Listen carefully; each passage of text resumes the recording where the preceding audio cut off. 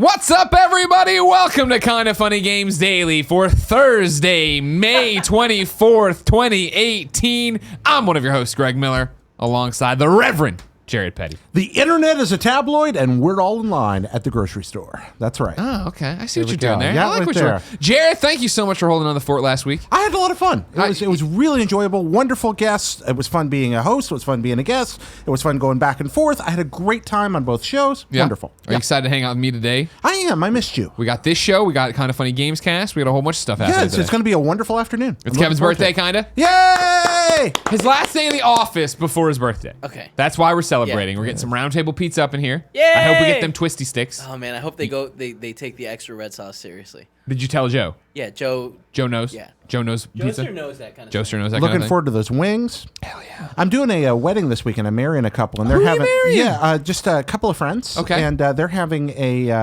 their rehearsal dinner at Round Table. That's So, awesome. yeah, I think that's it's kinda rad. really So, cool. it's Back in Columbia, when I was still hanging out in Missouri, right, one of my friends got married, and they did it at the local Columbia Park, which was awesome, like the Botanical Garden.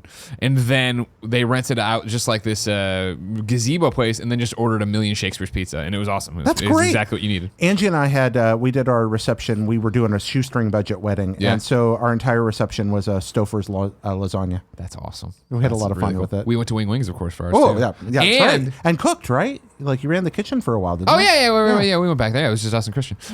Kevin, is Skycam working? Yeah.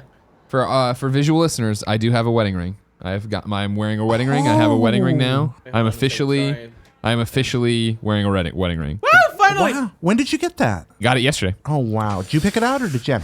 No, we picked it up together. We went. Okay. It's a funny story. We went back. I haven't told this story on a podcast ever. So there you go. Or really ever. Period.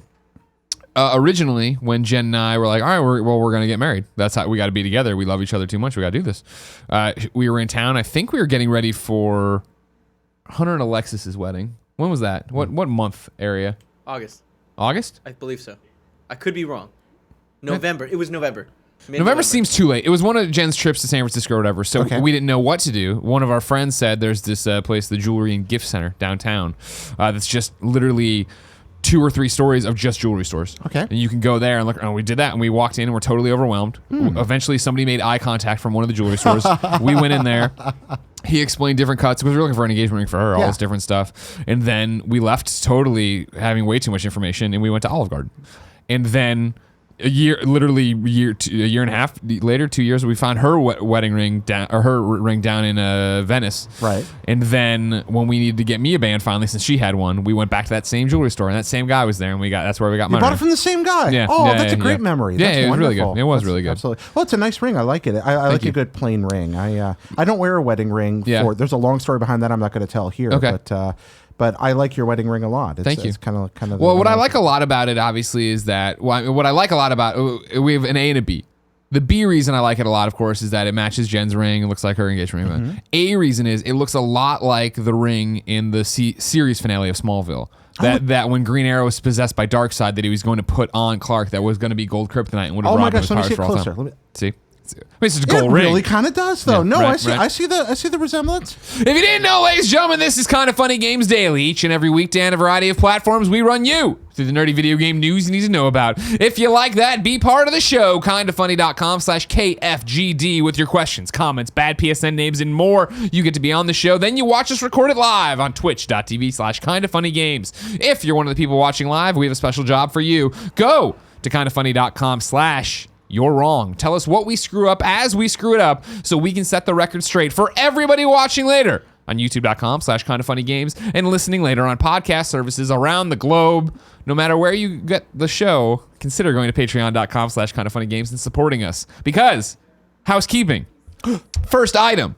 We're recording the Gamescast live this afternoon. It is myself, the Reverend Jared Petty, and my Hispanic heartthrob, Andy Cortez. Woohoo! Main topic of business, Our Detroit Become Human review. Andy and I have beaten it. We have thoughts to say about it. We're going to do it there. For just $1, you can watch us record it live on patreon.com/kindafunnygames. And you should. Thank you very much. If you're getting this later on a podcast service, remember you can go to patreon.com/kindafunnygames. You can support us at either the video level or audio level. If you go to that video level, you get the pre and post show for the Gamescast. And of course, you can just wait for it to be free the following Monday. But the money helps us make things. However, I'm not going to leave you, KFGD, person out in the cold. Right now, Detroit Become Human has a Metacritic of about 80. Last time I checked, about an hour ago. Maybe somebody else has come in and done something else. That, of course, has led to questions. Josh wrote in to kindafunny.com/KFGD and says, Detroit reviews are out and opinions seem more varied than usual, with some outlets such as IGN saying it's great, while Kirk Hamilton at Kotaku was very critical. Colin even tweeted that it was his game of the year so far. Greg, as someone who seems to be in the middle of the road, because I tweeted about it as well, saying that when I started it, I was in love. By the end of it, I was like, okay, I like this. As someone who was in the middle of the road, would you look towards multiple storylines the controversies, or just individual tastes as the source of this division? Because there's a smattering of scores out there. Yeah, it's all over the place. It's quite a range. Right. I think it comes down to personal taste and how much you can suspend your disbelief, how much story matters to you, how much a quote-unquote walking simulator means to you, that kind of thing. Not every game is for every person, right? When you say how much story matters to you, can you dive in on this specifically about this one? Are you talking about the quality of the story here, or are you talking about the absurdity of the story, or are you talking about both? I think for me personally, it's the quality, and we'll get into this in detail. And it'll be spoiler free, obviously, maybe on the Gamescast. Well, if we're gonna spoil some of the Gamescast, I'll let you know. But for the game, like Jen and I were playing this together, having a great time, and it was like, holy shit, this is so good. Like the motivations and what the choices are and how this all works. Great. And then you take a left turn to Crazy Town, where it's like it starts making fantastical leaps. And this isn't a spoiler, specifically in the Marcus storyline. Okay. There's the three protagonists in the game, right? Marcus just gets going way quicker than it should be. You know what I mean? And I was trying to figure out a spoiler-free analogy, like way to get into it. Because I mean, if you know nothing about Detroit, then obviously anything would be a spoiler. But we've set it up before, right? Of like, we had the cop android, we had Kara, who, and then we had Marcus. And Marcus has already been shown to be kind of like, he's going to lead the android revolution kind of thing. That's his whole shtick or whatever, right? And to get him to that point that you've just seen, it is just like, we just start super jumping things of like, wow, how would this ever happen? It would be like me walking into McDonald's and be like, I'm gonna work here, and they're like, great, we'll do this one task. All right, great, you did the task. Now you own the store, and I'm like, wait, what? How do I own the store? Now do this? Holy shit! So kind of typical David Cage, interesting, badly paced, cuckoo bananas. Like, is that what we're talking about here? I guess so. Yeah, I wouldn't say nothing about this game when I review it or talk to you later about it. It'll be that I'm gonna say it's bad. So bad pacing. The pacing's a problem, especially in that story. Okay. And I think but it is also that they just knew the final destination they wanted to get to, and I just don't think they left enough on the road for it to make sense on how we got there. Yeah, but his games often do feel more like collections of scenes that happen to all feed into one narrative than a continuous narrative that's told through scenes. And we were talking after some of the judges stuff down in Santa Monica yesterday, or last week, I should say, with Kim from Game Informer, right? And she had beaten it before Jen and I had, so we were talking about it. And she was, just bringing up the fact of just like, I like it, but it just does these things, and we're like, we hadn't gotten there yet, and you get, but it was the thing of like, even talking about Heavy Rain, which I love and hold in such a high regard, right? It still was the thing of like, wait, so you're telling me every time Ethan Mars blacks out, that guy puts an origami figure in his hand and then goes kills somebody around? It's like, wait, what? How does that make any? You know what I mean? Like, there's that. There's those problems. It's a storytelling conceit. I mean, if you ever read Dante's Inferno, one of the writer uses Dante passing out, swooning, as a way to transition from scene to scene. Like when he doesn't want to cover something and he wants something to change really rapidly, he does that. And you get that kind of feel to these games. So I'm really interested that Detroit continues that. And so I think, but I mean, to your question, Josh, on why there's this smattering, I think that's just how games are. Games are art, and that everyone reads something different in art. And it's in the same way of like, for me, God of War is my game of the year so far, and is so amazing. And I was talking to somebody, I don't want to dime them out and try to put words in their mouth, but talking to one of the other judges down there who was just like, yeah, but under closer review, that game does not hold up. And I was like, oh, really? Like, you know what I mean? Of like, what are you talking about? And like, did you challenge him with dueling pistols? I did not challenge them with dueling pistols. You know what I mean? I know, because it's art and everything. I have a different opinion. Kiefer's gets another question in here for your final Detroit one before we go to the Gamescast this afternoon. Please, patreon.com/kindoffunnygames. Greetings, Jared, and the android replica of Greg. The reviews for Detroit Become Human are releasing one day before launch. They seem to be mostly positive. Why was the embargo date so late? They made me assume this was going to be a giant turd of a video game. This seems to be the exact opposite of the marketing strategy with God of War used. Did PlayStation have no faith in this game? P.S. Jared, kill it before it turns on you. I would never kill you. For the first rule of Android law is that I can't hurt a human. Don't worry. Whatever. I've seen that fourth. I saw RoboCop. I know what happens. You got that secret fourth directive. See, iRobot too. Keevers, I think your question plays right into Josh's question. I think that they knew that this was there's the controversy obviously around it. So some people are gonna have an axe to grind and want to bring that up. But also the fact that it is. And I don't mean this. It's a Quantic Dream game, which either people like people either love it or hate it, or it's always a continuum of what people think of it. And I think that God of War, whether you want to say it's game of the year or not, I think everyone knew was like, wow, this thing's awesome. Like people who want to play this are going to love this. The way that they presented it, because they presented it as a redefinition of the franchise. So like this is not about ripping arms off anymore. This is something very different, and they made that clear early on. I think they had to. Make that clear early on. Whereupon with this, how do you explain again something that's wacky and odd? And how do you do that? And so many people argue it's just quick time events, and there's so much baggage already with it that you're like, you know what? We're gonna put it out there and let the cards fall where they may, because you can do mock reviews all the time. And how many great games do I talk? I talk to so many developers that do amazing 10 out of 10 games, and that's what their Metacritics are super high, but they talk about like our mock reviews were 83.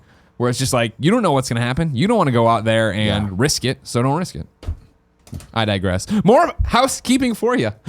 Prom stream is Friday. That's right, Kind of Funny Prom, June 30th here in San Francisco. We're streaming tomorrow afternoon to celebrate and announce a few little things here and there. But come play games with us. Then remember, E3 is right around the corner. We'll be doing pre, post, and live reactions for every conference except that PC one, because we don't care about the Excel update. Then we go down to LA, we see games, and we put up a whole bunch of content. You can get it all on twitch.tv/kindoffunnygames for the reactions. You can watch the conferences with us, watch us talk over them there. And then, of course, it'll all go up on youtube.com/kindoffunnygames and podcast services around the globe.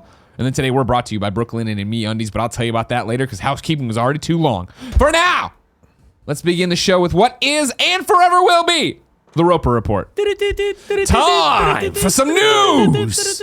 5 items on the Roper Report. A baker's dozen. Happy birthday to you, Kevin. Number one, what the fuck is Death Stranding about? This is from Dan Dawkins over at Games Radar.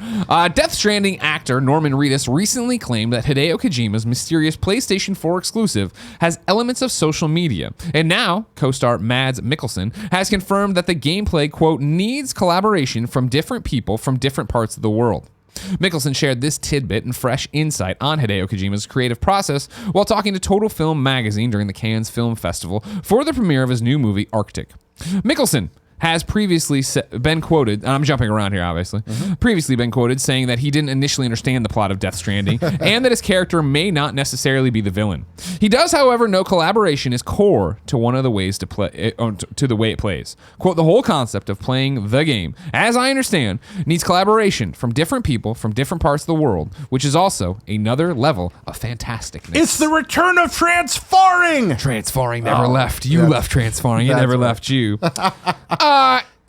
Jared, it's an interesting tidbit. Yeah. I appreciate Mads getting out there and saying something. But as a guy who, doesn't truly understand the game, I'm not, is it cooperation as much as like Metal Gear Solid 5 was us attacking each other's bases? Like it wasn't the main part of the game. Could it be a base overlap? Can it be something like Peace Walker where when you're playing with 4 people, it's a vastly different experience than when you're playing with 1 and it's really optimized around that? Could it be some kind of a synchronous multiplayer that's going on perhaps? I don't know. I think it's way too early. Mads Mikkelsen is not alone in not understanding what's going on in a Kojima game. I don't think anyone, including Kojima, has ever completely understood what's happening in most of the games he's made. And that's okay. Dude's, again, I use the term a lot today, cuckoo bananas. He's a genius. He makes great stuff, and it's wacky as all. And I'm okay with that. But he likes to push the envelope on what can happen in a video game. He talks about it a lot. You remember the comment he made years ago about wishing you could have a laser that burned your disc? Yeah. So with real permadeath with your product. He's trying to push the envelope. Here's what I find most interesting about that I had missed, apparently, was this Norman Reedus recently claiming that it has elements of social media. Because this ties back to, and I'm not at all tooting my own horn here, ties back to the 2-hour interview I did with Kojima at RTX Australia last year. That's up on youtube.com/kindoffunnygames, in which when we were talking in vague terms about Death Stranding, he was very much like, oh, the game's already begun. Like you people are already playing it right now and they don't know it. Yeah. And what my hypothesis was, of course, being able to not be able to wrap my head around whatever the hell Kojima's thinking, because who can get into that guy's mind, was the idea of, because I think it was Sean Layden, right, who had done a similar article or had been quoted of like, I've played the first hour or two or whatever of Death Stranding, and the more you play it, the weirder, like the more you understand there's something bigger happening. Yeah. And what I had always taken away from, or my pitch for what I thought it would have meant before this Norman Reedus thing even, was the fact that when you log in, it's going to ask you, or like start the game, it's going to be like, all right, cool, sync one of your social media profiles, right? And then as you play, you start to see like, it's dog tags from Jared Petty, right? It's reading my Facebook friends, it's reading my Twitter friends and putting in references to them, and then maybe waves of enemies start coming out, and like, that's how I was thinking you'd kind of meld those worlds. There's certainly some melding you could do with that. You think about what Silent Hill Shattered Memories did at the beginning, where it gives you the psychological evaluation and tailors the game kind of AI director style to what you respond. There Even may be ways, Until Dawn, right? Where it would be like, what are you afraid of? Exactly. Yeah. Well, maybe it's drawing things like that from what you choose to link it with. It could also be something a little weirder, Frog Fraction style, where they're really just going to mess with you. Or it could be what he kind of dipped his finger into with Metal Gear Solid 2. Metal Gear Solid 2 is a game I don't enjoy playing, but it's really, really interesting. And one of the things that Thank you, Kevin. Thanks, Kevin. And one of the things I think so fascinating about it is that theme of misinformation that runs through the game and ran through the marketing campaign. The way that game was presented to us here in the States and the way that game played out were mirrors of one another. When he says the game's already begun, maybe it's another case of Kojima saying, hey, look, this game is an experience that happens inside and outside that game for all of you, and you're playing with me right now. It could be something as Lord Britishy as that. And that was definitely, I mean, that was a similar thought I think he had when you heard translations or read stuff of what he was doing with the whole Moby Dick thing leading into Ground Zeroes in Metal Gear, right? Where it was like, this guy's got his face wrapped up. What is going on? I mean, was it Ground Zeroes? No, it wasn't. Leading into Metal Gear Solid 5, The Phantom Pain, of like that was part of the game to him, right? Of like screwing around, having these really weird videos with Jeff Keighley and like, Yeah, that might be what they're talking about right here. I'm really intrigued to how this comes out. Dude I'm glad we have him to push the envelope. He drives me nuts. There are tons of things about his games that are brilliant and wonderful, and tons of things about his games that are unfun and frustrating. No, that's not true. But that's not by true. and large, I think he's good for this industry, and I'm so glad that we have him challenging us like this. Did you like Phantom Pain? Oh, I loved it. Okay, good. I loved Phantom Pain. Okay, good. Phantom Pain was one of my favorite things of the last several years. That's my man. Number 2, Fortnite and God of War have broke monthly revenue records. This is via Rebekah Valentine over at GamesIndustry.biz. In March, Fortnite Battle Royale became the largest free-to-play console game of all time in terms of revenue and monthly active users. For April, Fortnite smashed its own record and made $296 million across console, PC, and mobile, according to research firm SuperData. SuperData's April digital games report showed console spending up an impressive 44% thanks to both Fortnite and God of War. The latter sold an estimated 2.1 million digital units, setting a record as the fastest selling PS4 exclusive of all time. It more than doubled the sales of the previous record holder, Uncharted 4. Meanwhile, GTA 5 Online ended its streak of 12 consecutive months of year-over-year growth in April, with revenue declining 9% year-over-year. SuperData sounds like the name of a firm that would have like a Facebook leak scandal. Yeah, like that's the See, first thing I to think me, about. SuperData definitely sounds like life hacker from Watch Dogs or whatever, where it's like they're totally like they seem all like cheery on the outside and they're totally evil on the inside. Oh, wait, Lifehacker, that was GTA That was 5. GTA. What is the one I'm GTA. thinking of? Did you play Watch Dogs 2? Watch Dogs. Don't talk to me about Watch Dogs. Why are you doing this again? I want you to play Watch Dogs 2. Watch Dogs 2 is so good. And I know you didn't like Watch Dogs 1. I know you didn't like Watch Dogs 1. I know you didn't like Watch Dogs 1. You gotta do this. You gotta try this. Go back and try it again. All right. Did you ever try Watch Dogs 2? Yeah.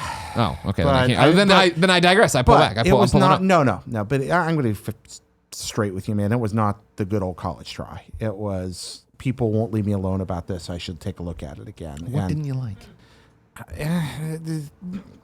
The colors? Watch Dogs sounds like, looks like, feels like white noise to me. It has never been my thing. I was intrigued before the first game, but I just can't stand it's extreme. Like it's like the spit strings of video games. Wow. Okay. Wow, Yeah, but again, I'm not being fair. See, I feel like your hate of Watch Dogs 1 is what really is sinking Watch Dogs 2. I think that's too. I think I'm being We're not even talking about biased. Aiden Pierce. We're not even talking about him. Yeah, we're not talking about Chicago. I'm gonna go back and give this.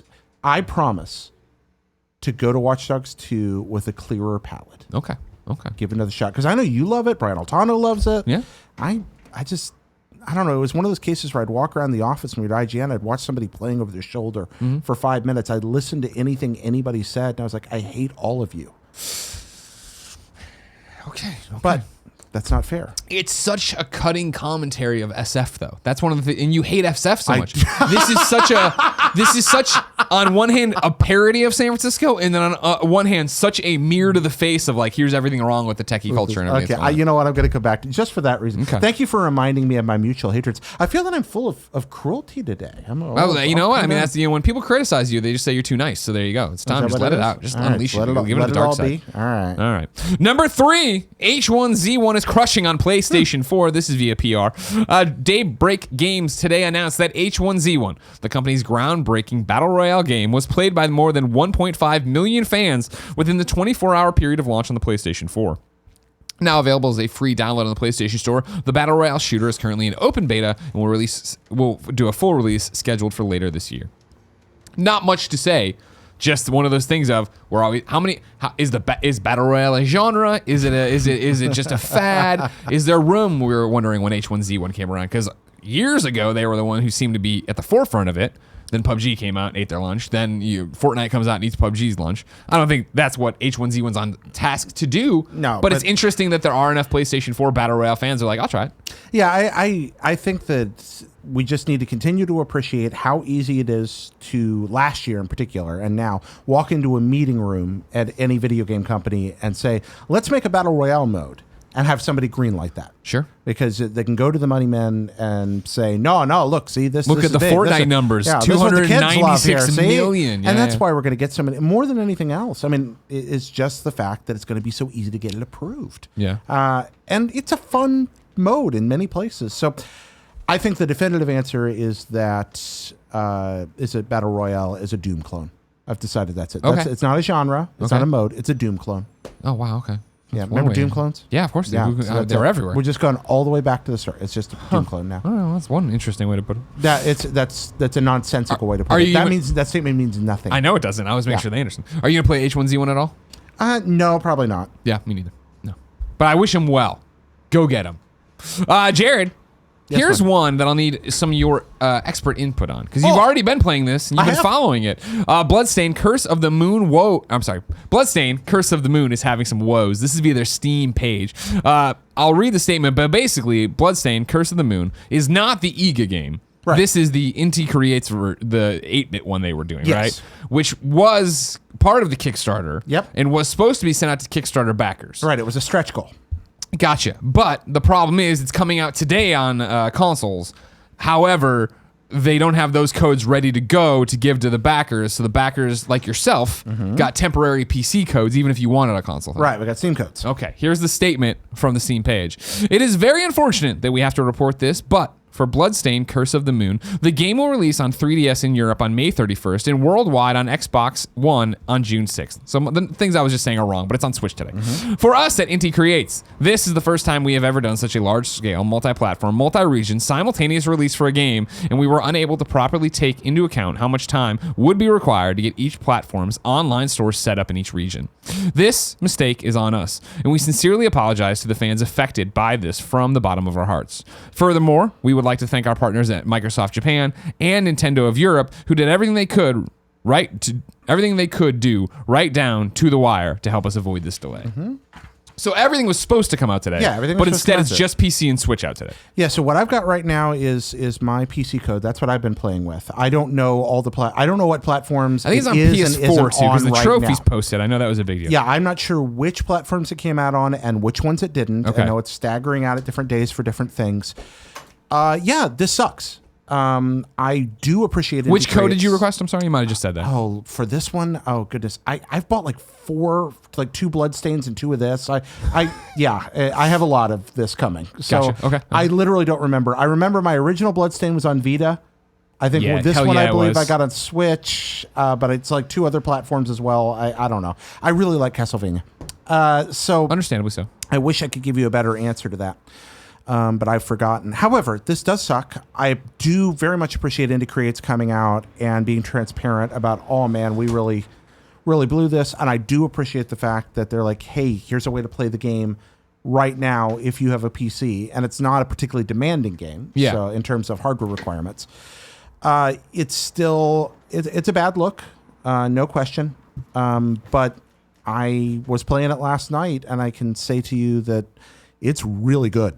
At least early on. I haven't finished it yet, but I'm having a ball with it. It's this wonderful place where old style game design, much like Mega Man 9, meets years of learning about how to do a good side-scrolling platformer. Right. So it's informed by modern game design in a lot of ways, informed by future Castlevania games, even though it looks older. Okay. It's got this beautiful fidelity that evokes the NES color palette and the Konami VRC6 chip a lot. Also, it has trains. Trains are awesome. Who doesn't love trains? Really cool looking bosses. Controls really, really sweet. Sounds good. I really like it. We'll talk more about that on Gamescast today. Yeah. But yeah, I mean, people have a right to be upset about this. And that was the thing I missed. As somebody who hasn't been following the Kickstarter backer drama, last night I got my Switch code, installed it on my Switch, and started playing it. And I was like, oh, cool. This isn't 8-bit. This is Castlevania. And like, okay, a modern Castlevania.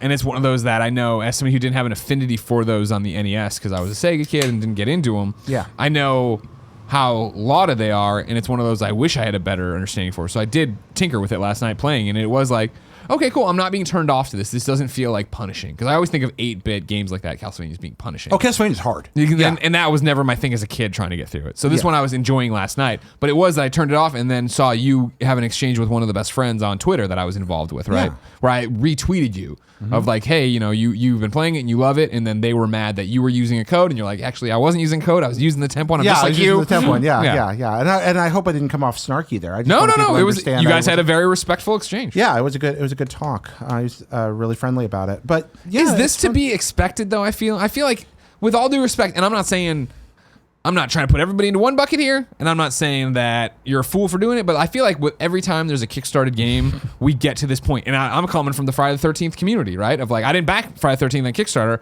was really into it once it dropped, and the brouhaha over the Savini skin and this, that, and the other things weren't getting delivered the way they wanted to. And I backed Kickstarter books and movies and projects that I'm still waiting for. I don't think I ever got my Chris Hansen signed photo from To Catch a Predator. Well, Scope, releasing across multiple platforms, releasing across multiple dates is terrifyingly intimidating and difficult to pull off, even when you're conditioned and ready for it, when you've done it many times before. When you're doing something for the first time and you don't build enough, one day you look at the calendar and go, oh, wow, we can't get all this done, which is why games get delayed. Think of this. I've been trying to approach this as kind of a last-second game delay, except they made the announcement too soon. Yeah. That's how I'm looking at it. Okay. And so I'm not angry with them. It's fine for me because they did their best to make good. That's what I appreciate. Is I got a version of the game I can enjoy right now, and they went and tried to make that better. And this goes back to everything we always say, right? Everything we've learned is kind of funny, but then like, watching developers and publishers learn it the hard way or not apply the learnings of, if you can come out and be a human being and say, hey, we fucked up. Sorry, guys. This is why it's fucked up. We know that's not an excuse, but we're just letting you know what happened. Here's how we're going to try to make it good for you. I think that's what 90% of people want. Then there is a vocal minority that is super angry or super happy. The people who want to comment in general are usually the minority, right? Because everybody else is just like, oh, I'm going to go on about my life. But I don't want to be too hard on people that say, hey, I bought something. There was a ship date I expected. I get that too. Me, I'm just excited for that day that my physical Vita cartridge of the full Bloodstained shows up in the mail. There you go. Yeah, what is going on with Ega in that? That's got to be coming soon, right? What's that? Do we ever get a? We're gonna get that game. It's fine. I know we're gonna get it, but do we get a release date yet? No, take your time. Let him take his time. Whatever. Right, fine, He can come out in 2021. I'm fine. No, you'll be getting ready for your PlayStation 5 by then. You know what? I'll still have my Vita. It's okay. I'm living on that island. Number 5. Ubisoft has announced their E3 press conference details. We're reading these from a little boy named Wesley LeBlanc over at Twinfinite.com. Now, I have to imagine, Jared Petty, that you're in on this with Wesley. Oh, you think I'm in on it? I think you're in on this How's too. that? Because Ubisoft, you put this on here, right? And I saw you put it on. I've been putting author names in there, right? Yeah. And you put it in there, Twinfinite. Uh-huh. And I was like, I bet it's that Wesley motherfucker. Sure enough, I go there, it's Wesley. The whole reason I'm reading author names is because Wesley is a kind of funny best friend who got hired at Twinfinite. And when he got hired, he went on the subreddit. He was like, hey, Greg, could you please start reading names so that if you ever read one of my articles, you do it. So you're up to something with him. I didn't know Wesley was a best friend. You're wearing a Wesley money hat right now. I like Twinfinite. Emilio runs a great operation over there. I really love reading them. I read them every day. Yeah. They do some really. It's a wonderful place that's heavily dedicated to kind of old style, concise video game writing. Yeah. That covers just about everything. You want to hear about niche news? You want to hear about hardcore game stuff? Places like that, or Kurt Collada's Hardcore Gaming 101, or US Gamer. There's still so much of that there. Yeah. And I really recommend Twinfinite, those places. Check those out. Right, but no, I didn't know Wesley was a Let best me know friend. how much Wesley's kicking to your Patreon, because I'm sure it's like, Ubisoft has released a hype trailer reminding viewers of their press conference last year and detailing what's to come this year. They also teased some new game announcements as well. In the trailer, clips of last year's Far Cry 5, Mario plus Rabbids Kingdom Battle, and other game reveals were shown. It's not until the end of the video that Ubisoft reveals what they're bringing to E3 this year. In a strange conversation between what appears to be the Ubisoft boss, who is referred to as Legit Boss 2018 in the video, and a bot, a few games are confirmed to be on stage this year. Those games are Beyond Good and Evil 2, For Honor, Rainbow Six Siege, Skull and Bones, Tom Clancy's The Division 2, Starlink, Battle for Atlas, and Transference. Well, there we go. They also confirm in that same video that there are likely going to be some surprises beyond those games. Please be excited. There's other things coming, there's but they other say it in things more of a show French for it. accent. They do. And what a surprise, Matt LeBlanc. Well, actually, they don't say it all because it's literally like typed in little bubbles. So it's really? Yeah, I it's haven't. like I didn't, you it's like came. text bubbles. You broke yeah. it to me. I was running around doing this. Yep. So this is cool. Yeah. I'm glad we're going to see. Glad to see Skull and Bones, even though it's not coming out yet. I'm glad they delayed that actually. What did they delay to? I don't even remember. Next year. Okay. At least, maybe later. Here's maybe the whole even thing. 2020. I'll be honest with you right now. The rest of the conference can go to hell because they got the Division 2. And that's all we need to know about. That's what you Get want. out there and show me that hot Division news. Nom. Show it to me. You know what I'm saying? You can, Rainbow Six, great. You know, we're big. we killed Andy in a party mode. We're big fans of Rainbow Six now. Starlink, sure. Toys of Life, maybe they aren't dead. Good luck on you. Go get them. Beyond Good and Evil 2, excited to see what this actually is. Yeah. Because here's the thing. Last year when they're like, oh, we're excited to start this game. Like, whoa, wait, you haven't made the game yet? There's not a game yet? You're out here talking about it? It's like those Hollywood announcements. They're like, yeah, we're partnering with such and such. But they're going to come through with it. Once you in a video game, they'll get there eventually. They'll get there eventually. But come on. Division 2. Kevin, you ready? Yeah, sure. Kevin, here's the fucking thing. You and me are what I like to call the multiplayer mavens, all right? You and I go home. We occasionally play multi-games together. When we get into them deep. We get in hard. We get in there. You and I are getting into the Division 2. I'm in. Period. Sure. Period. Because I see. did you ever play Division 1? Yes. How far did you get? 6 hours. Well, we're going to have to get you further because Didn't love it. what didn't you love about it? Here was my problem. I was playing with some best friends, and they were a lot better than me. Oh. So every time I would go on a mission, it'd be like, all right, I guess I'll hang back because and then everyone's super powerful. Yeah. So it's just like, I guess I'll hide while you take care of everything. Here's the thing you need to know is how much do I love the Division, you might ask, Kevin. Of course I have the Platinum. We all know that. That's no surprise. We are all aware of that. But more importantly, they're doing this thing this summer where you're going to go in there, you're going to be able to do missions and get things that you can then apply to Division 2. Like get currency or something or I don't know, shields or whatever. I'm doing that. So if you want to get on that train with me, Kevin, we're going to get in there, we're going to do it. I don't I can't play with you right now. You're too good, right? I don't know. But that's my problem. How do I? But I don't know. I don't know if that's what it is. Like this is similar to DC Universe Online currently has a fucking Death of Superman storyline going, and I'm like, I'd love to play that. I think I'm probably 30 hours away from being able to play that. Do it. Yeah, grind up to it. The other thing is, I think like it wasn't my choice to play with people. I started a mission and it would people would just join. Well, you can turn that off. You can turn those settings off. You don't have to worry about that. Yeah, that would have definitely helped. Yeah. All right, think about it. Install it on your system again. Aku writes in to kindoffunny.com/KFGD with some serendipitous questions. Aku, the Shogun of Sorrow?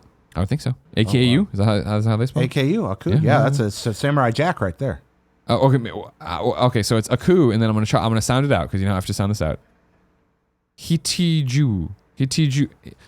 What we got here? Hitsuji. Hitsui? Hitsuji. Hitsuji. Okay. Yeah, if I got it right, it's a Hitsuji, right? Yeah. Hitsuji. Okay. Yeah, when you see the I by itself, that's like an E sound. Okay. And it's 3 cents. Hitsuji. All right. Yep. Aku writes in to kindafunny.com/KFGD just like you can and says, is this year's E3 going to be a big disappointment? To me, E3 has always been about the big surprises and building the hype to a level over 9,000. This year, though, it kind of feels like most major publishers are firing all their big guns prior to the actual conference. And both Sony and Nintendo have stated what their E3 focus will be. And now Ubisoft. Is it just my imagination getting the better of me, or do you guys also get the impression that this year's E3 will be kind of light on the hype/surprise level? Still looking forward to your coverage of the event, of course. Love to hear your thoughts. Aku, are you worried about it knowing too much? No, I'm not. I very, very rarely am disappointed by an E3. I did find last year's a little underwhelming. Really? Yeah, it didn't grab me as much as ones in previous years have, and that wasn't a lack of enthusiasm. It was just not a lot of project announcements that I was captivated by. There were exceptions, but that wasn't particularly for me, but I saw people around me getting really excited. I honestly think that maybe Ori 2 was the thing I was most excited about coming out of that E3. But no, I'm not particularly worried about it. They understand the value of the show for the American audience. They're not going to disappoint. And you just got back from Judges Week. I mean, what are your thoughts? You're far more informed on this than I am. I'm embargoed out the ass on Judges Week. I can talk about the PlayStation stuff. We'll talk about that on Gamescast and things like that. But even that is... why Judges Week works so well is, hey, here are our AA games, or we're a AA publisher or whatever. We're not... going there and showing you this AAA game that is unannounced and blah, blah. It's usually like, hey, here's something we know that could easily be overlooked at E3, but we want you to be briefed on it, right? And I think you see that with the PlayStation coverage that's come out this week of it's Dreams, it's Days Gone, it's a whole bunch of PlayStation VR stuff, right? Like, here are cool titles that we think you need to talk about and know about, but we also know that those all the things I just listed are not the ones PlayStation says they're focusing on there, right? Of Last of Us, Tsushima, Spider-Man, and I'm missing one. Don't worry about that. It's okay. Yeah. Fear not. Well, I think that one of the things that we forget to take into account is that this is like the one week of the year where reliably mainstream news outlets can be counted upon to pick up big media press sales stories around video games. Yeah. This is the week they're paying attention.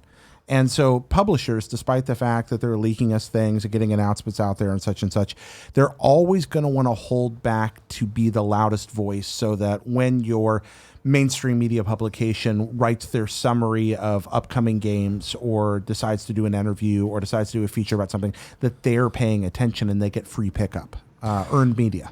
And I think that means we're pretty much always going to be able, as long as E3 remains in its current form, to rely on it as a good source for some big surprises. I feel why it's different this time around, where we know PlayStation's lineup and with a wink and a nudge. We know 4 games that are going to be there. We know Ubisoft's lineup with a wink and a nudge. Is the fact that you're now dealing with games that have a community already, right? Division already has a community. Rainbow Six already has a community. Right. Skull and Bones people are interested in or know something. The games Sony and now Ubisoft here have announced aren't, holy shit, out of left field. Right. I never would have expected to see Ghost of Tsushima there. No, it's there. You know it's going to be there. Those wouldn't even been predictions on the Predictions Gamescast, because we would have known, of course, that's going to be there. And I think telling you this still leaves so much room for, guess what? At Ubisoft, when we have one more thing, or it just goes dark and it's gunshot, you see a silenced pistol thing going off, and then it's just you see the 3 little Splinter Cell lights like that. Yeah. That is still a chance. That is still something that could happen here. Oh yeah, I was in the room when the IGN War Room. You've been there many times. I've been there a lot. It's incredible at E3. Yeah. Like you just got 100 people crammed in this enormous room, all working, all exhausted. Nobody slept in weeks. Everyone's on pure adrenaline, and then the press conferences are happening in front of you, and you're covering it. And people are screaming, but you're also having that fan enthusiasm. The Death Stranding reveal, which, far as I know, none of us knew was coming. There we go. And it pans around it. And this is after Silent Hills has been canceled and after all the... And it pans around and there's Norman Reedus and you realize you're seeing a Kojima game. Yeah. And that room, it was like a bomb went off in the middle of it. They know that power. They know the power that has over you and me. And that's the same thing. And like that's my thing where and I'm not trying to take it away from Aku here. Like, knowing that Spider-Man's going to be on the E3 stage doesn't make me less excited to see what the fuck Spider-Man's going to be. And they can easily get that pop if their trailer reveals Doc Ock doing something awesome or showing us doing something awesome. We are Venom. Yeah, you know. Yeah, oh my God. Can you fucking imagine if it's Venom and Carnage in that thing? God, I want that game real bad. Yeah. Don't get worried, everybody. E3 is going to be great. You can watch it right here. Kind of funny. Twitch.tv/kindoffunnygames. Pre and post shows, live reactions. They'll all go up later as audios, podcasts. They'll go up later on youtube.com/kindoffunnygames. A bunch of things we're going to go see and report on. Maybe do a live show at some point from E3, but I still can't announce that yet, but one day I will. You're so good at this. I digress. Well, you know, you got to get up there. You gotta sell your wares. Yeah? You gotta be that guy in Resident Evil. What you buying? What you selling? Yeah, what you buying? Yeah. What's he say? I don't remember. It's what you buying. Okay, I can remember. Joystick stole it and used it as a drop in their old podcast. Man, remember Joystick? I remember Joystick, and they would have the what you been playing. That's good. That's it was really really good. Yeah, I loved it. And they had the music and everything fade in. It was really good. Jared, I can't wait for E3, but it's so far away. If I wanted moment-to-moment video game stuff, like what came to the mom and grop shops, where would I go? I'd go to the official list of upcoming software across each and every platform is listed by the Kind of Funny Games daily show hosts each and every weekday.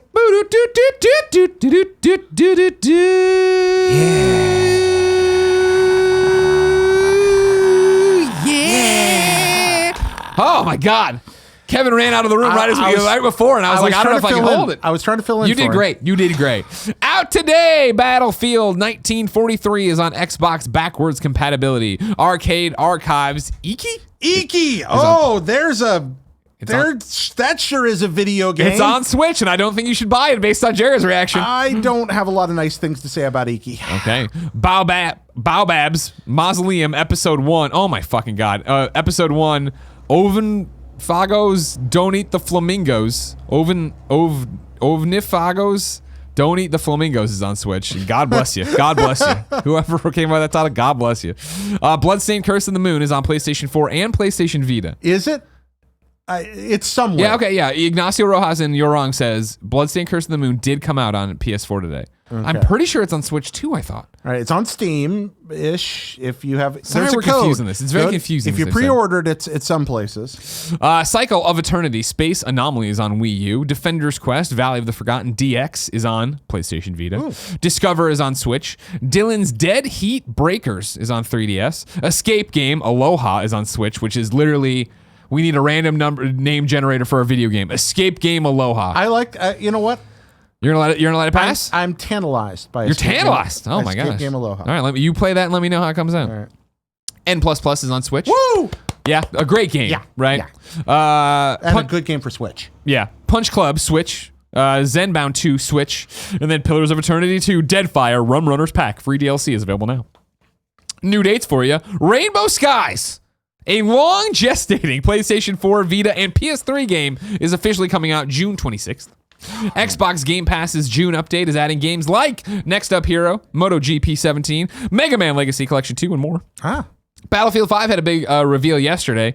It is coming out October 19th on PC, PS4, Xbox One. We might talk about that later in the show. We might. Sims 4 Seasons is coming out on June 22nd. Graveyard Keeper is coming to PC and Xbox One on August 15th. This was a press release that came through from Tiny Build. Showed a little guy with walking through his graveyard holding a corpse and throwing into a river. And I was like, well, this game has my attention now. Yeah. This seems like something I want to play. Disdoored is coming to Steam on May 31st, and then Lost in Harmony is coming on to the Switch and Steam on June 21st, 2018. Disdoored. That sounds like the sequel to Door. Sounds like a knockoff of Dishonored. You know what I mean? Like you wanted like generic Dishonored. Just Disdoored. Disdoored. Yeah, wasn't there a game called Monster Slayer that came out last week? There was. Well, I don't know if it was last week, but I remember that title. That was not too long ago. Yeah. Now it's time for Reader Mail, but first I'm going to tell you it's brought to you by Brooklinen and MeUndies. Let's start with Brooklinen. Jared, you need new sheets. I do. I'm telling you, everybody needs new sheets. They don't think they need new sheets, and then one day you look at your sheets and decide, oh my God, I really need new sheets. This happens to me a lot because I am a drooler. Yeah. And I have this kind of acidy drool that eats away, bleaches things. Yeah. Oh, well, there you go. You got to use this Brooklinen thing. Brooklinen.com. Well, I'm sorry, what's that? Okay. Oh, I say everybody does. Everybody's drool bleaches? Oh, really? Yeah, okay, I didn't know that. I drew a lot, but I haven't noticed, I noticed, the white patch sometimes. It's M size. Is that what it is? Okay, Like the fly. Remember the fly when he when spit he up on his spits on the food? thing? Absolutely, yeah. Anyways, brooklinen.com can solve all this. They're the best, most comfortable sheets without a big markup. I have them. I love them. You know this. I've talked about it. They've won the Good Housekeeping Best Online Bedding, and it's easy to see why. You go there, you click on the colors you want, the thing changes, you see the comforter with the sheets, you see the sheets with the comforter. You're able to pick out what to go, you match it with your decor. I have it. I love it. It's amazing. Greg, what I want to know is what comes between you and your Brooklinen? Nothing. Nothing. Yeah. So Brooklinen has an exclusive offer just for you, the listener. You can get $20 off and free shipping when you use the promo code GAMES at brooklinen.com. Brooklinen is so confident they offer a risk-free 60-night satisfaction guarantee and a lifetime warranty on all of their sheets and comforters. The only way to get $20 off and free shipping is to use the promo code GAMES at brooklinen.com. That's Brooklinen, BROOKLINEN.com. Promo code GAMES. Brooklinen. These are the best sheets ever.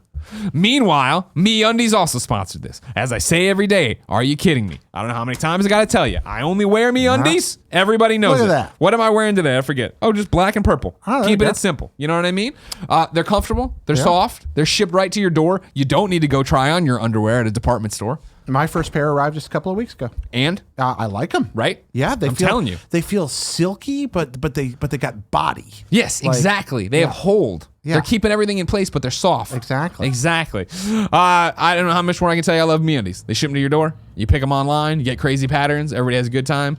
You can do what I do. Wait till after the holiday and then go buy them. And then you get the crazy Christmas patterns in February. It's great. It's like wearing a Sega Dreamcast in your pants. It's exactly like that. To get a Sega Dreamcast in your pants and get $20 off your first pair, free shipping, and 100% satisfaction guarantee, go to MeUndies.com/GamesDaily. That's MeUndies.com/GamesDaily. Thomas, a.k.a. Tom DeBomb89, wrote in to kindoffunny.com/KFGD and says, what's the chance of an Order 1887 at E3 this year? Parentheses, typical. I missed your Sony E3 talk yesterday, but you inspired me. 0. There's no chance you're getting the Order. Yeah, I'd like it, but I don't think that's going to happen either. I think Ready at Dawn has found success with VR. I don't think they're ready to leave that behind. I don't. And then, granted, you could say, well, PlayStation owns the franchise. They do. I don't think they're in any hurry to put out another Order game. I think they're doing so well right now. Is that really what you want to capitalize on? I mean, I think the Order 2 in a way makes sense. The game had that launch window vibe to it. It was too short. There were a lot of things about it, but it was a good, interesting foundation for a world. And I would be intrigued by another Order game. It ends in a cool place. It had a cool thing going. It just didn't come together. Yeah. It's like when they end it, it could very much come back and be an Arkham City kind of game where it is you versus all these vampire and werewolves and just fucking penises flopping around everywhere, because that was how that game ended. A lot of penises. A lot of vampire dick and werewolf dick. But I'm not against that. I'm just saying Order 1887. We don't get a lot of penises in our games. I know, right? It's about time we brought it back. You want some more penis? Yeah. Yeah. I don't think you're going to see it at E3 this year, but who can say what will happen? Ryan T. from Tennessee wrote into kindoffunny.com/KFGD and says, hey, Greg and Jared. With the news yesterday about PlayStation looking at portable systems and rumors earlier this week of Sony engineers working on AMD's Ryzen processor for PlayStation 4, this got me thinking, what about a PlayStation laptop or tablet? I got my nerd glasses on, and the new AMD laptop chips probably could be slightly altered to match the specs of a PlayStation 4 with a mobile-friendly power draw. I don't think the Switch form factor would work, but maybe Sony is crazy enough to try more of a hardcore form factor and on the go with no compromises. Thanks for all you do. Jared, stay salty, my friend. I'll do my best to. Ryan T. from Tennessee. Sony's a hardware company, and they are proud of their hardware. They love proprietary formats, and they occasionally do some wacky things. I mean, we all remember that PSP Go, which... If the PSP Go had been the launch version of the PSP, it might be an entirely different story. If it had been like, no, this is just going to be a digital first platform. Fuck you, GameStop. It was the UMD problem that made it impossible. I mean, they were just like, well, you have no way to play the games you already bought for this thing, and people were not going to accept that at that point. They've done other interesting things. You remember that Sony phone? Oh, yeah. That PlayStation phone? That looked like the PSP Go. Yeah, how can I forget? Really interesting. Xperia Play. If Sony came out tomorrow and was like, yeah, we made us a PlayStation laptop, I could see it. The problem, I think, on that end is while Sony's perfectly capable of engineering their own operating system, I'm not sure they want to really evoke the specter of PS3 Linux again. Remember that fun? Yeah. And I don't know if they want to revisit that or not. And I feel the problem is that PlayStation right now is on top of the game and understands that they have a great foothold in the mainstream. That they don't need to go make the weird things anymore. So I think this is a cool idea, and I would obviously love to have, like, even if it was just like I have that games tablet that I plug into my PlayStation when I travel, if they could make a screen that had the innards of a PlayStation 4 on the back of it, right? That I can just bring that in a DualShock and a power plug. That'd be great. Maybe it is digital only. That's their way around it. That would be cool, but I think they'd partner with a partner for it in the same way that PlayStation doesn't do the Elite controller, right? But they do partner with partners that make they just had one on the blog yesterday or 2 days ago that looks like the Xbox Elite controller. They're letting somebody else make that. They don't need to get into it. Yeah, the reason I don't think it's likely in any case is that it would not be a trivial undertaking. Yeah. I mean, it's a big deal to design a piece of hardware like that. Consumer electronics are really expensive. If they did do it because of their history with FiO and stuff, I think that knowing Sony's overall arching internal character, my guess is that somebody would probably insist that get at least designed inside. And the other trip up here is that remote play works on a PC. And I don't think they're ready to say that remote play is not worth your time. I think they'd rather push remote play if they're going to do that. And I think that's one of their things of, no, let's keep focused on what the PlayStation 4 is, what the PlayStation 4 Pro is, what PlayStation VR is. That's what our focus is. We don't need to go make this goofy thing. Yeah, I don't see the margin in it right now. Let's talk to Matt. Matt McIntyre writes into kindafunny.com/KFGD and says, hey guys, a while back, Jared said he was excited for God of War because he was a fan of Norse mythology. My question is, what did you think of how the game handled the Norse mythology as a fan? I did some light research before starting, and as far as I could tell, it went fairly deep into established lore. I'd love to hear his thoughts on the matter. Love the show. Keep up the good work, Matt. Yeah, what impressed me more than anything else was not so much the specifics of this character showing up or that character showing up so much as the thematic vibe. This whole, the apocalyptic, dystopian, heroic fatalism that permeates the whole storyline. Sure. That's really where I think it came out. Norse mythology is about a world where there is no hope, but we're going to fight anyway. Gotcha. And there's a lot of that thematically in God of War. And that's what defines heroism, is believing you can't win and fighting on for the sake of the people you care about. Yeah. Also the kind of pragmatic, grounded. When Game of Thrones was first starting, I really liked it because it had this kind of grubby high fantasy that was fun, where everybody's kind of like, hey, I'm looking out for myself and I'm evil and I'm dirty. And, Good impressions. you know, but at the same time, it also had this kind of nobility to something. And then after a while, that kind of became the point rather than a byproduct of the realism. Yeah. And it all fell apart. I felt like God of War did some of that better, where people feel like they belong in a rough, difficult, beautiful, interesting, literally cold outside, but also cold in the heart world of chaos and fortune. And I think that that's captured very much in that game, and that is the beating heart of Norse mythology. All right, your thoughts?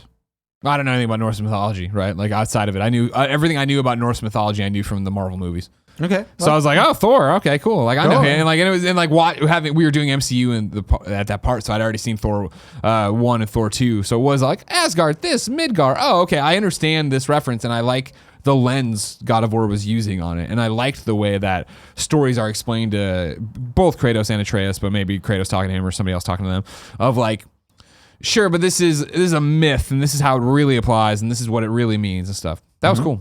Yeah, God of War is awesome. I think you might enjoy Norse mythology because you love Superman. Yeah, and there's that. You know, the old Superman comics have that weird capriciousness to Superman. Sure, you find a lot of that in Nordic myth as well. There's definitely some connections there. Greek also, but that weird kind of capricious detachment that takes place in old Superman. There's like, you know, hey, hello, Lois, I'm sorry I had to fool you into thinking I'd married Supergirl, but it was necessary to, you know, I had to break your heart so that we could catch this jewel thief or something, you know. There's a lot of that. Devil may care attitude to the people, the normals. Time to squad up, Jared. This is where one of you watchers or listeners writes into kindafunny.com/KFGF. No, KFGD, giving me your name, username, platform of choice, and why you need help in a video game. I read it here. The best friends come and find you. Everybody plays games together. Today, Zach needs help. In what kind of video game, you ask? Not a video game. Tabletop RPGs. He asks you to hit him up on Twitter at Zachosaurus Rex. Zakosaurus Rex. Zachosaurus Rex says, me and my girlfriend have been really interested in getting into tabletop role-playing games like Call of Cthulhu, and D&D, but have no one to play with or show us the ropes. Would be super appreciative of anyone in the San Antonio area, parentheses, shout out to Andy, go Spurs go, willing to take 2 noobs under their belt and GM. I think, does he mean Game DM? Master. Well, no, there's Game Masters, Dungeon Masters. That's a whole, Okay, and GM us through an epic adventure. Yeah. If you are in the San Antonio area and want to play tabletop RPGs with Zach and his girlfriend, hit up Zachosaurus Rex on Twitter. Cthulhu for Tom. Jared, we have a segment. We like to have rotating segments. Yeah, we do all do. this different stuff. You've put 2 in here. I put 2. Number 1, you put a required reading in. Tell me all about it. Yeah, it's a very quick one here. This is over at US Gamer. We were talking about it earlier. Lumens Remastered owes its existence to Nintendo Switch by Jeremy Parrish. It's a quick read like most of Jeremy's work. It's concise, detailed, well-researched, and interesting. And Luminous is awesome, so we deserve this. Exactly. And that's why it's just it's a story where he talks with the creators of Luminous about the evolution of the game's return to prominence. Yeah. And how the Switch plays into that. And we talk a lot here on the show about how it's kind of obvious that in a very weird, bizarre way, Nintendo's platform has become the heir apparent to that PSP Vita world that all of us around here love so very much. Yeah. This touches on some of that transition and how it came to be. Awesome. It's a neat piece. I really recommend. I think the Kind of Funny Best Friends in particular will enjoy it, and that's why I popped it up. Everybody head over to US Gamer then. Check out this Jeremy Parrish article. Luminous Remastered owes its existence to the Nintendo Switch. Yeah. Link in the description says Big Kev Dog over there, the birthday boy. Ow, ow, ow, ow. Not my birthday. It's your last day in the office. We're celebrating your birthday. Okay. I'll take away your birthday. Jared, the other returning segment we have is Salt, where you get salty about something because everybody says you're too nice. And I got to warn you, and I know you've been on their show before, at some point, you and Christine Steimer are going to come to blows over who owns Salt, because that's her thing too, you know. Oh, the saltness. Yeah, and I know about that. Yeah, the answer is she wins. Okay. Yeah. Okay. Fair. Yeah. Fair. In all things. Jared, you get 60 seconds on the clock to be salty about something. Are you all set? I'm ready to go. All right, then I'm going to do it now. Heard some folks complaining about that lady on the cover of that new Battlefield game. Hey, this folks talking about historical inaccuracy. Guess what, friends? Women served all over World War II in combat, including as partisans throughout the European theater. As part of the Red Army, perhaps as many as 800,000 women serving in Red Army ranks on the Eastern Front. In addition to that, you had women in many other support roles during the war. You had women fighting in the Warsaw Uprising. You had women in combat everywhere, risking their lives, killing and dying in that war. It's not a historically inaccurate depiction, in any way, shape, or form to have a woman on the cover of that game. So please just don't make things up. All right. 20 seconds to spare. Good job. Time for You're Wrong. This is where you, the live viewer, writes in. You've been watching on twitch.tv/kindoffunnygames. You write into kindoffunny.com/you're wrong. Tell us what we screwed up as we screw it up so we can set the record straight for everybody watching later. A lot of, not editorializing.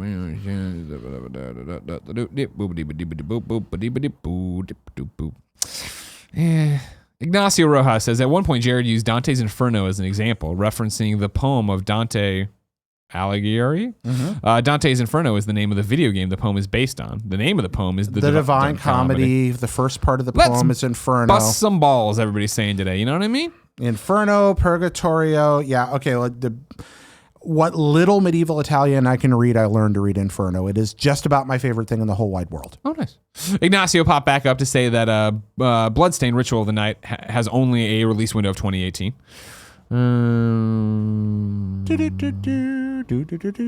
Ignacio is trying to clarify this Bloodstained Curse of the Moon thing, citing Destructoid.